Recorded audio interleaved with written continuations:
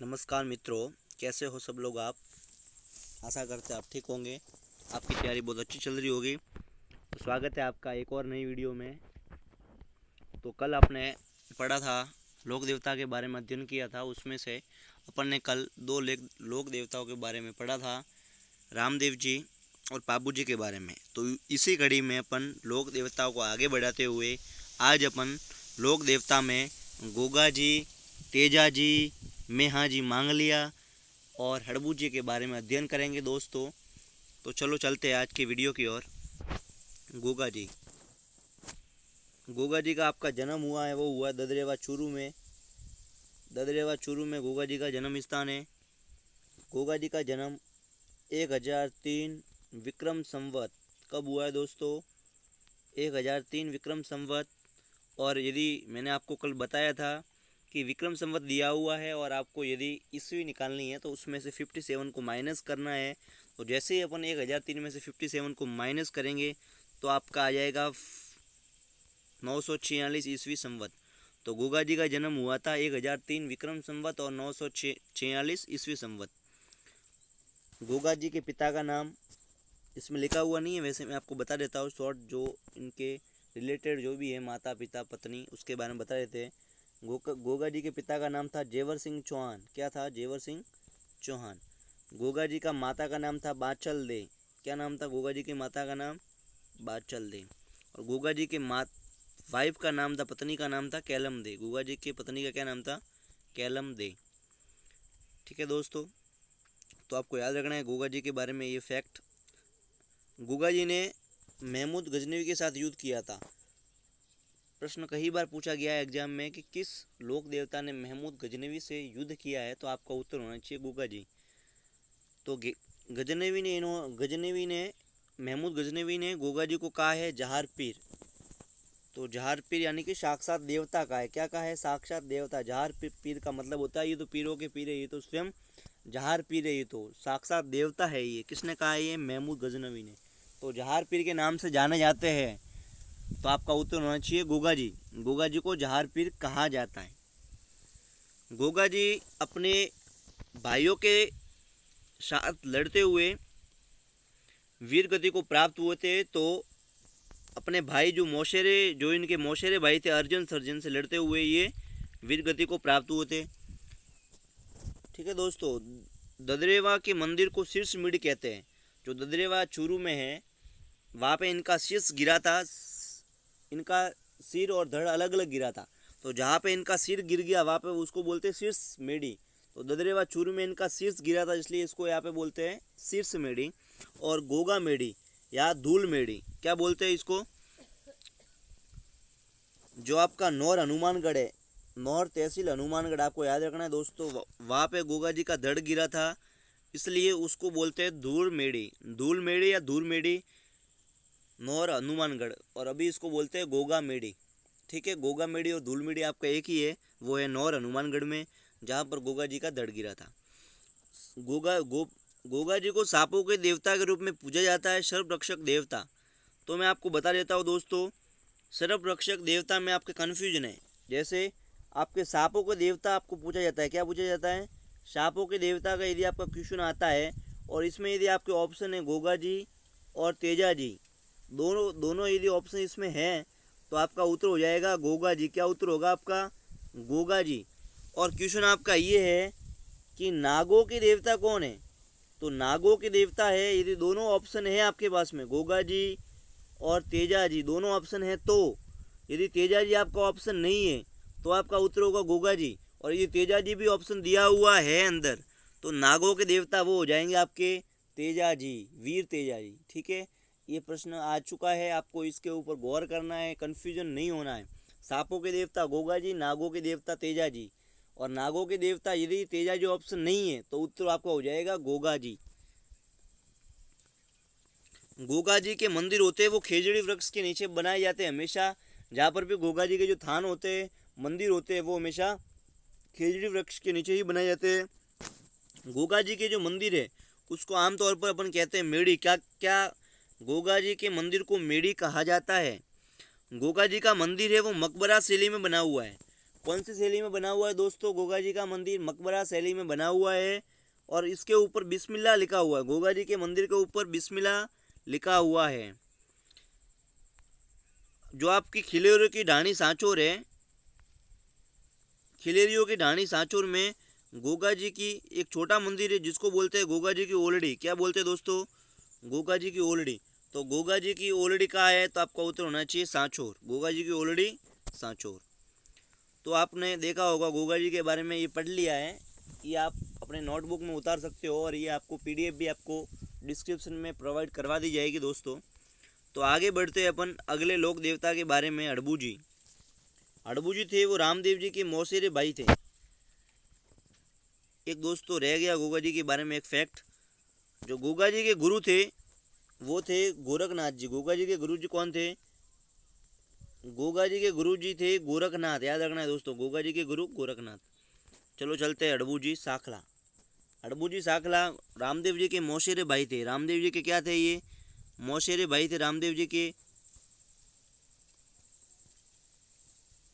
इन्होंने जोधा को मंडोर जीतने का आशीर्वाद दिया था। जो जोधा था उसने जोधा को इन्होंने मंडोर जीतने का आशीर्वाद दिया था तथा उसे कटार भेंट की थी।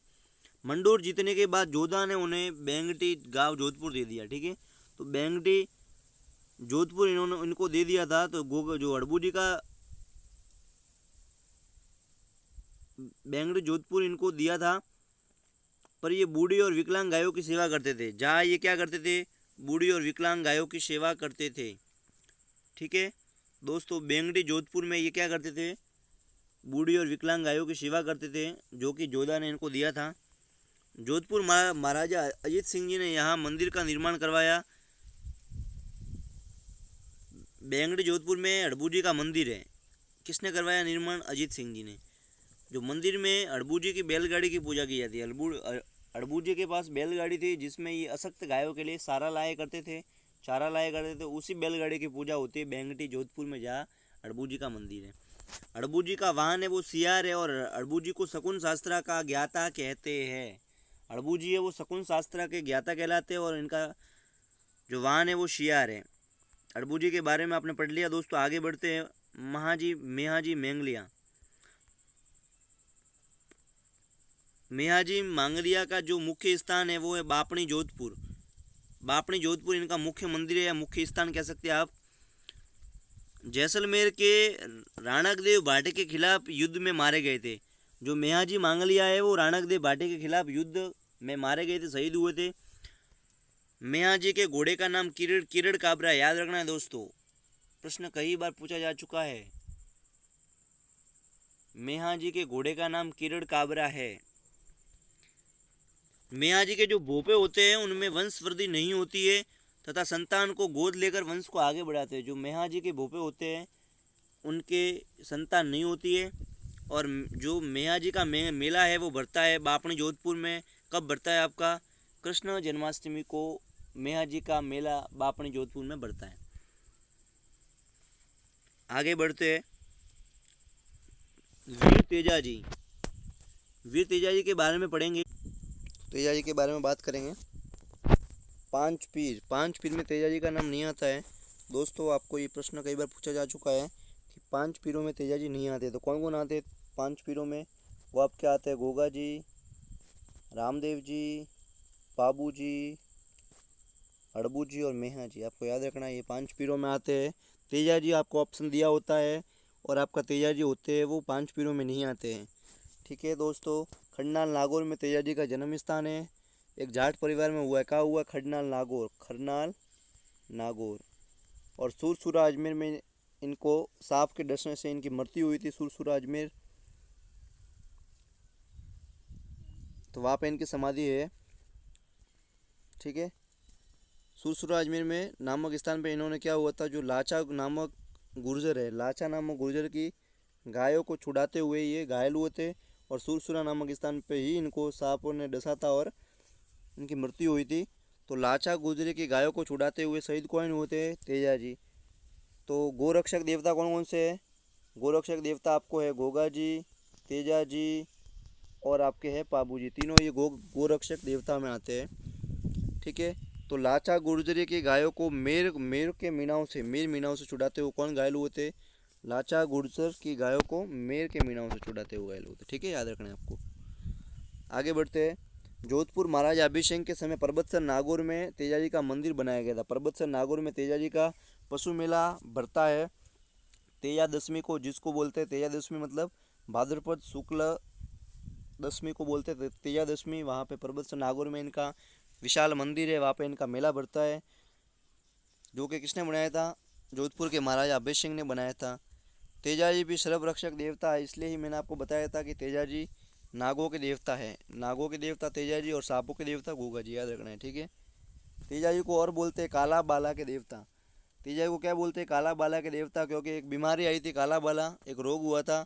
उस समय इन तेजाजी का नाम लेने पे वो रोग सही हो रहा था, तो तेजाजी का नाम दे दिया भक्तों ने काला बाला का देवता। तो तेजाजी थे, उन्होंने इस रोग को ठीक किया था, इसलिए इनका नाम क्या है? काला बाला के देवता और सब रक्षक देवता। ठीक है दोस्तों। हल जोतते समय किसान तेजाजी का गीत गाते हैं। जो हल चलाते वक्त जो किसान होते हैं वो तेजाजी का गीत गाते हैं। और तेजाजी के पर डाक टिकट जारी किया गया था वर्ष 2010 में, याद रखना इंपॉर्टेंट फैक्ट है। 2010 में तेजाजी पर डाक टिकट जारी किया है। उस समय कौन था? सचिन पायलट राजस्थान के सूचना व प्रसारण मंत्री थे अजमेर से। ठीक है दोस्तों। तेजाजी की बहन बुंगरी माता का मंदिर खडनाल नागौर में बना हुआ है। तो तेजाजी की बहन है बुंगरी माता, उनका भी मंदिर आपका खडनाल नागौर में बना हुआ है दोस्तों। तो आपने देखा होगा तेजाजी के बारे में पढ़ा अपन ने, गोगा जी के बारे में पढ़ा, अड़बू जी के बारे में पढ़ा और मेहा जी के बारे में पढ़ा। दोस्तों ये वीडियो आपको कैसा लगा कमेंट करके ज़रूर बताएं। यदि आपको अच्छा लगा है तो लाइक ज़रूर करें दोस्तों। कल भी आप अपन पढ़ेंगे लोक देवताओं के बारे में, और जैसे ही ये लोक देवता का टॉपिक आपका पूरा होता है उसके बारे में आपको इसके जितने भी इम्पोर्टेंट क्वेश्चंस एग्ज़ाम में आरपीएससी, आरएसएम, डब्ल्यूएसबी, राजस्थान व अन्य भर्तियों में जितने भी एग्ज़ाम में प्रश्न पूछे गए इससे रिलेटेड वो आपको करवाए जाएंगे दोस्तों।